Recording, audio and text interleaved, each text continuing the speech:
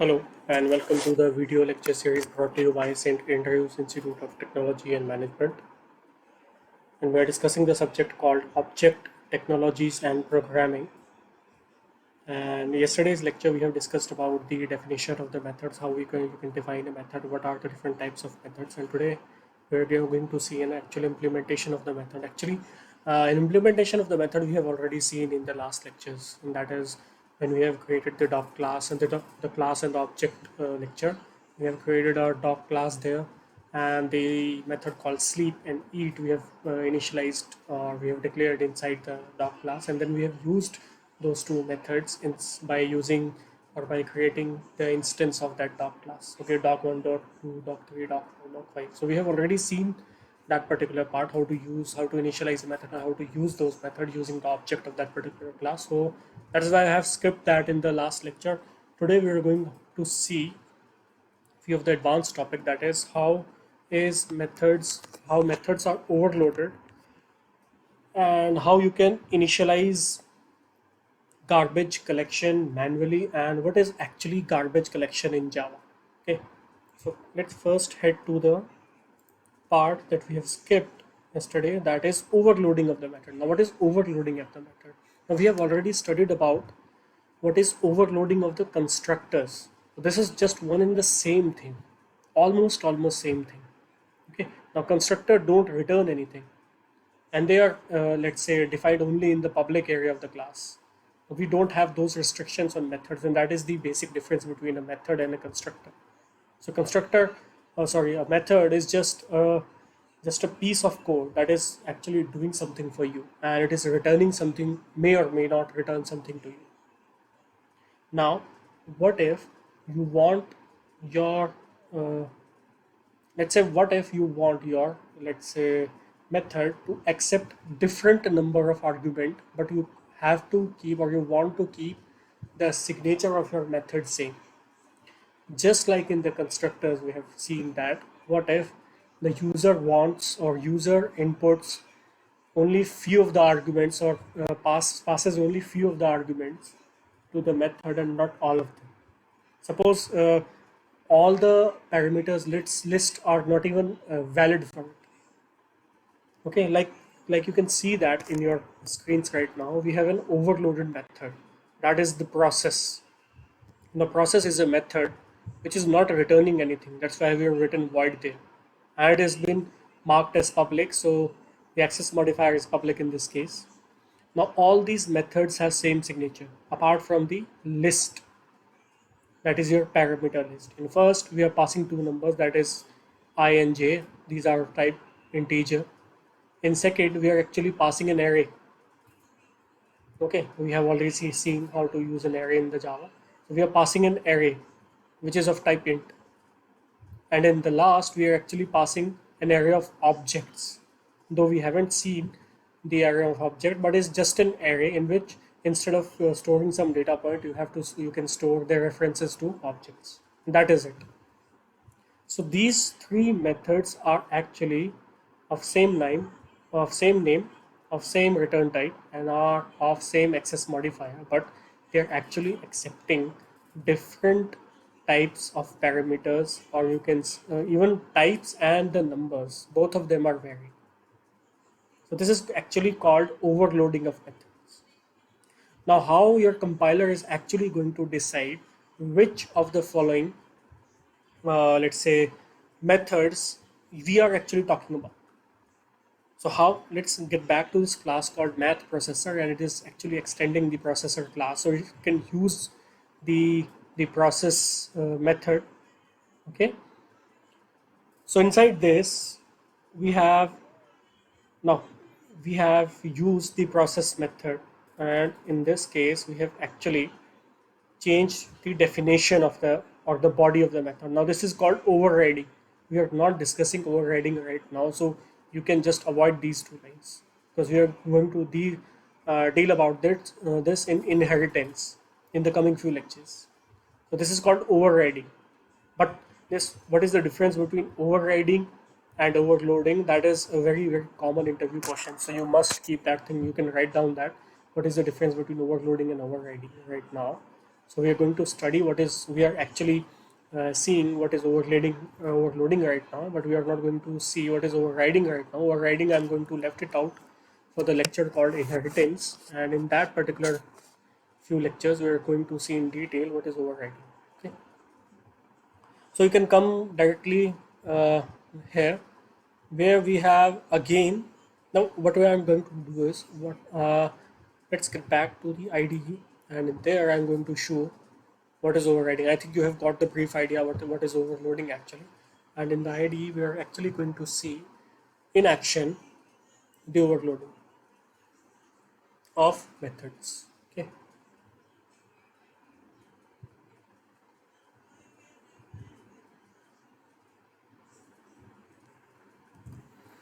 so here we are, and we have class called dog, and we have numerous constructors, and then again we have two methods only, that is public void eat and public void sleep.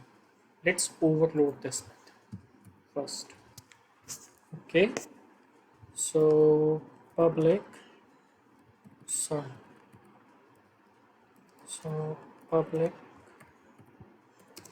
void eat, so name remains the same, int a, and let me this time just copy them,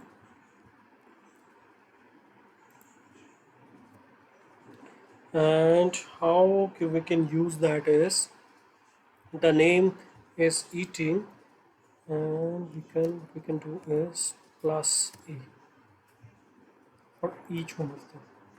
Okay, and then age plus a, and for every each one of them I'm going to use this a. Okay, there it is. So we have overloaded the constructor. Now these two constructors have same signature, but the parameter list is different.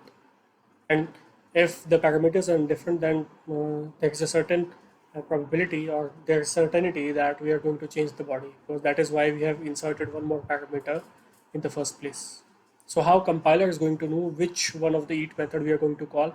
It will depend as we have, it has dependent in the case of constructor, that is the parameters list. If we are not passing anything to the method eat, okay, in that case the compiler will know that we are talking about this method. But if we are passing one integer to while using the method, using the object of this class dog, then compiler will know that we are talking about this particular method. Let's test it out. Let's see if we are right or not.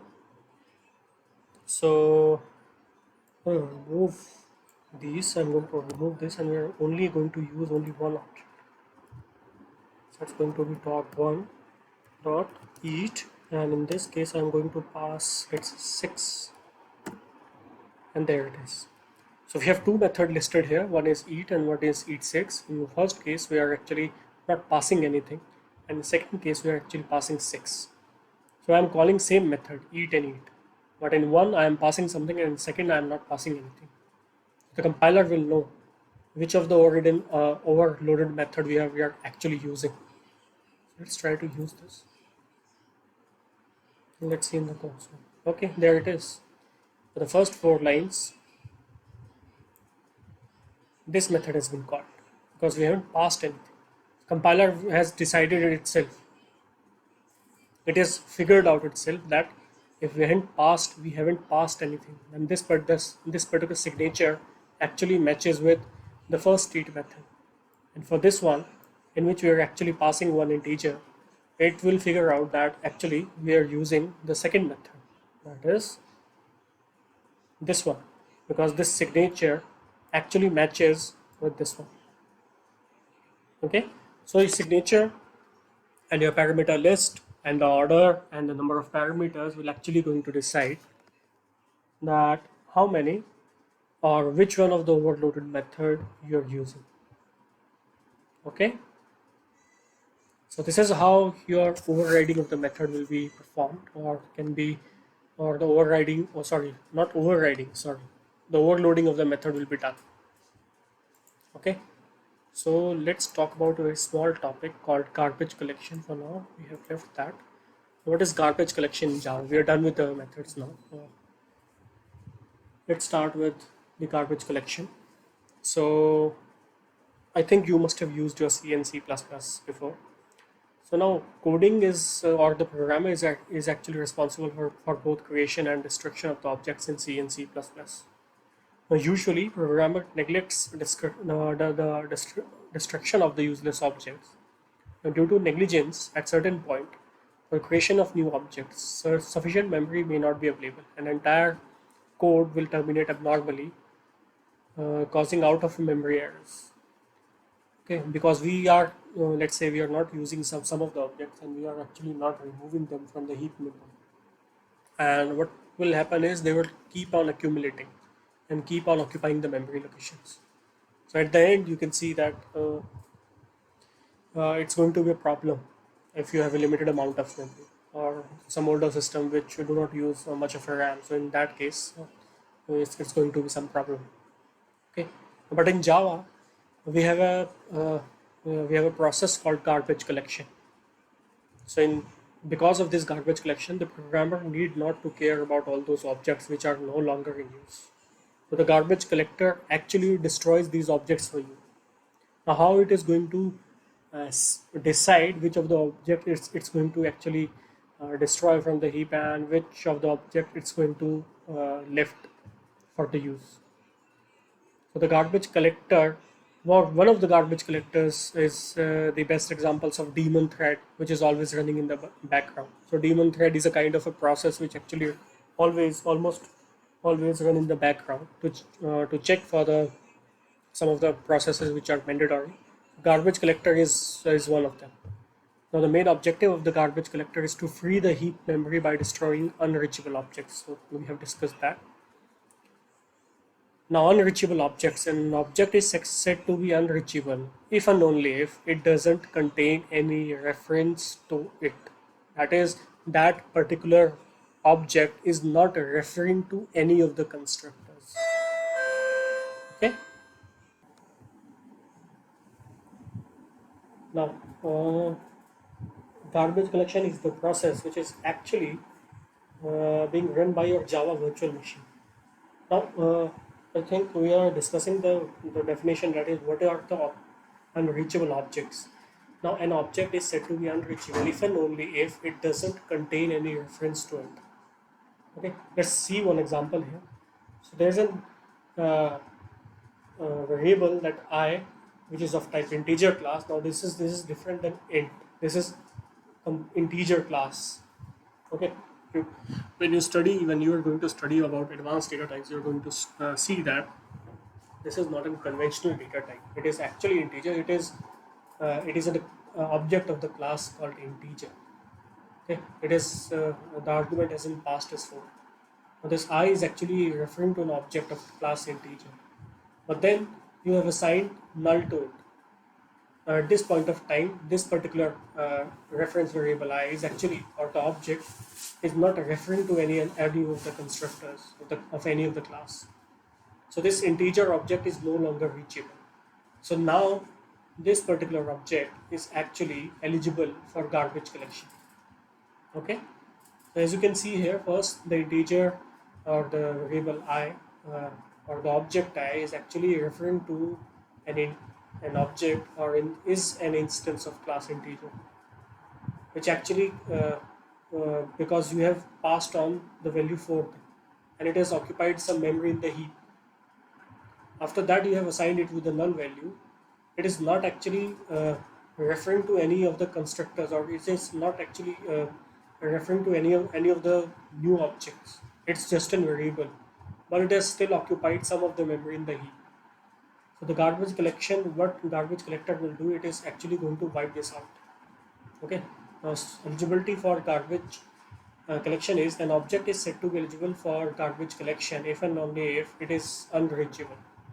And in the above image, as you can see, that I has been assigned with null. So the integer object 4 in the heap area is eligible for garbage collection now. Okay. Now you can do that manually also. This garbage collection is actually an automated process and you don't have to worry about it, but you can do that manually also. Now, even though the coder is not responsible to destroy the useless objects, but it is highly recommended to make an object unreachable to be eligible for garbage collection if it is not, or you can say it is no longer required. Okay, in that way you will optimize the memory management with your code. Okay, now there are three different ways to do that. First is nullifying the reference variable if it is not pointing to any other object or any other instance of the class. Second is reassigning the reference variable. Okay, in that case, the previous reference variable is not going to be in use and it's going to be garbage collected. And last is object created inside a method. So how that is eligible for garbage collection is because after the method has been returned back or the control has been returned back from the method, that object is now being unused because it has no scope outside of that method. So these are the three conditions by which you can manually see that a garbage or an object has been garbage collected by the Java runtime environment automatically. Okay. Okay. Now we have discussed all this already. Now one last thing is your finalize method. Now just before destroying an object, garbage collector actually calls the finalize method on the object to perform cleanup activities. That is all the related properties and behavior. If there are some in the method, they all will be cleaned up. That is, your memory will be cleaned up because all those variables and let's say behaviors do actually occupy some of the heap memory. So the finalize method will actually do the actual cleanup. Now garbage collector destroys that object after the finalize method has done its work. So the finalize method is present in object class with the prototype, and it is actually protected. So it has a limited scope within a package, and based on a requirement, we can override finalize method. That is, you can decide what kind of cleanup do you want. So finalize method is open for overriding. Rest is you can read on your own because there is not much to understand. So I'll end this lecture now. I think we are done with the garbage collection, the finalization, the overloading of the methods. Thank you.